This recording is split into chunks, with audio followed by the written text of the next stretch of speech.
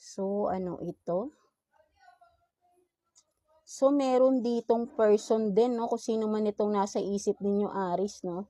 Ang nakikita ko rito, Aris, no? Hindi ka, kumbaga, ang tao na ito, sabihin natin, no? Tinatry na niyang maka-move on, no? Something like that, no?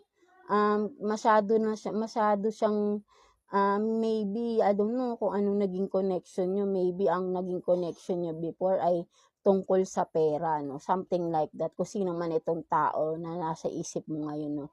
Ang naging connection niyo ay may kinalaman sa pera, no? Something like that, no? Kung sino man ito, no?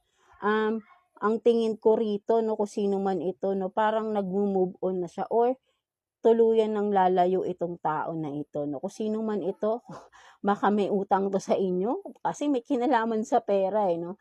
But then, kayo lang din nakakaalam nito kung sino man itong taong nasa isip nyo na may involved na pera, no.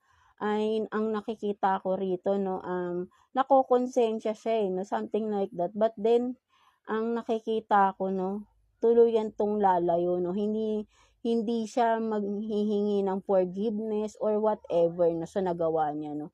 Mas lalayo pa tong tao na ito, kung sino man ito sa inyo, no, mga Aris, no, in regards sa pera, no, meron ditong parang nag-traitor pagdating sa pera, no. Kung sino man tong taong nasa isip niyo na may ganitong ginawa, no. So, ang nakikita ko rito, no, hindi ito hihingi ng tawad sa inyo, no. Mas matigas pa ang ulo nito, no, something like that. So, wag niyo na ring asahan itong tao na to totally.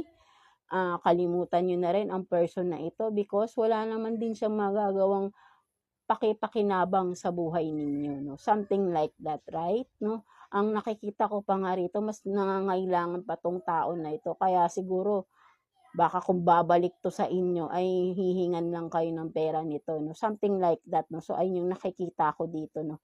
Namumroblema ito sa pera, no? Something like that, no? So, ayun yung nakikita ko sa person na ito.